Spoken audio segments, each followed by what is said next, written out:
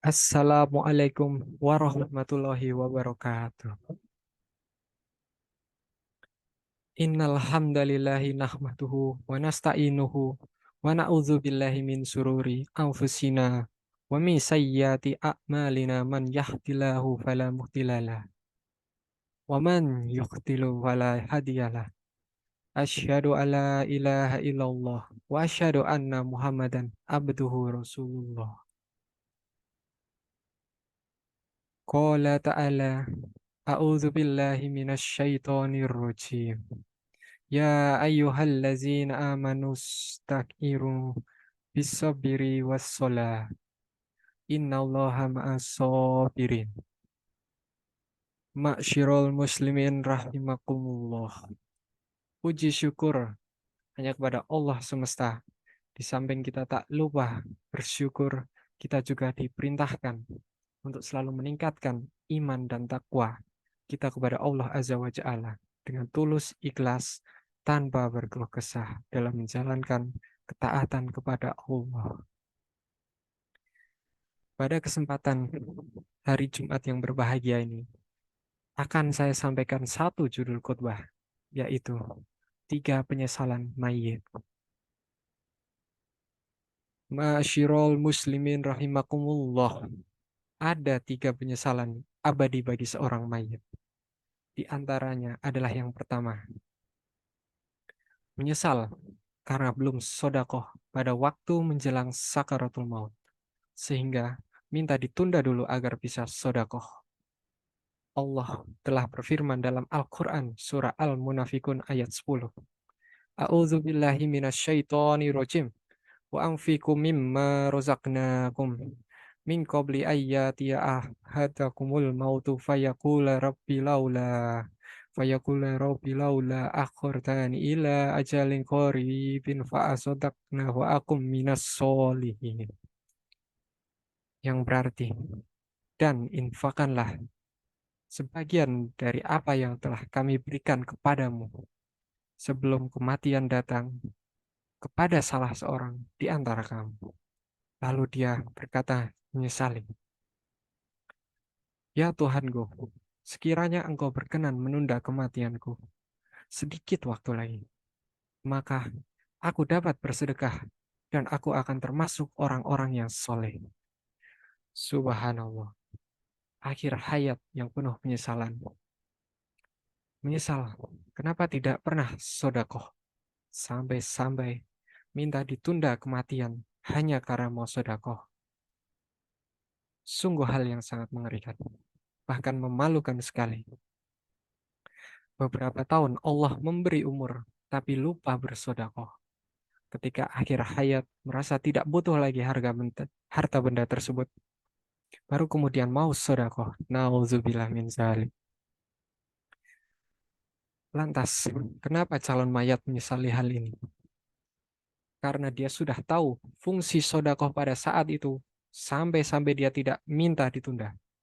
Dia tidak minta ditunda karena mau mengerjakan sholat, dia tidak minta ditunda karena mau haji atau umroh. Tapi dia ingin melakukan sodakoh. Mengapa demikian? Karena orang yang sudah meninggal akan ditampakkan pahala dan fungsi sodakoh. Yang kedua adalah menyesal karena tidak punya naungan atau pelindung dari panasnya matahari ketika di padang mahsyar. Dalam sebuah hadis dikatakan, Rasulullah Shallallahu Alaihi Wasallam bersabda, setiap orang itu akan berada di bawah naungan sedekahnya selama di padang mahsyar sampai ada keputusan untuk manusia masuk surga atau neraka. Haji riwayat Ahmad. Sungguh bergetar hati ini. 50.000 tahun yang akan kita tunggu di padang mahsyar. Matahari jaraknya 1 mil. Tapi bagi yang tidak mau sodakoh ketika hidupnya, maka tidak ada naungan baginya. Tidak ada pelindung dari sengatan matahari pada saat itu. Bahkan ada yang tenggelam dengan keringatnya sendiri. Nauzubillah min zalik. Masyirul muslimin jamaah salat Jumat yang berbahagia. Sudah sekuat apa badan kita saat ini?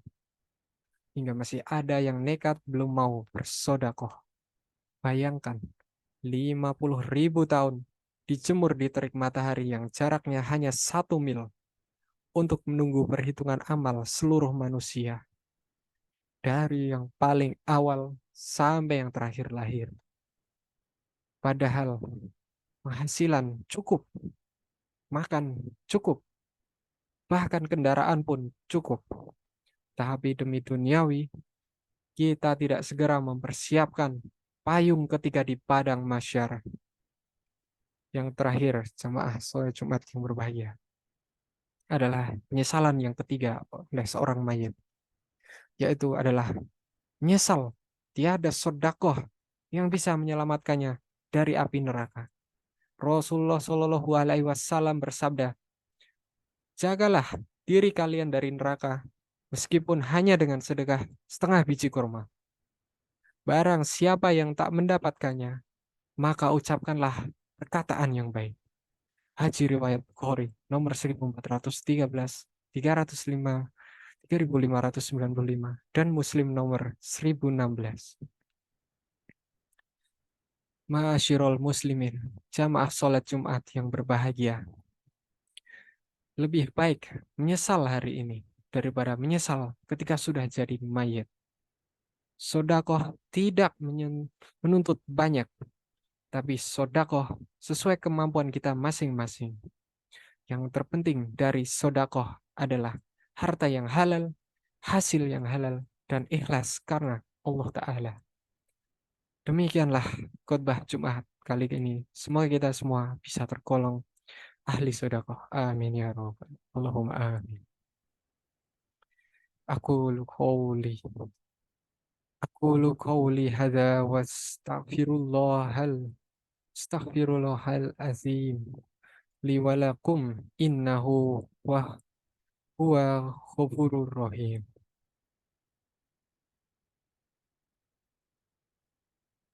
Alhamdulillahillazi arsala rasulullahu bil huda wa dinil haq liyuzhirahu ala dini kullihi walau karihal musyrikun. Asyhadu alla ilaha illallah wa asyhadu anna Muhammadar Rasulullah. Allahumma sholli ala Muhammad. Allahumma sholli ala Sayyidina Muhammad wa ala alihi wa ashabi ajmain amma ba'd. Faya ibadallah, usihini nafsi wa iyyakum bitaqwa illah. Faqad fazal muttaqun. Wa qala ta'ala ya ayyuhallazina amanu taqullaha haqqa tuqatih wa la tamutunna illa wa antum muslimun. Sadaqallahul azim.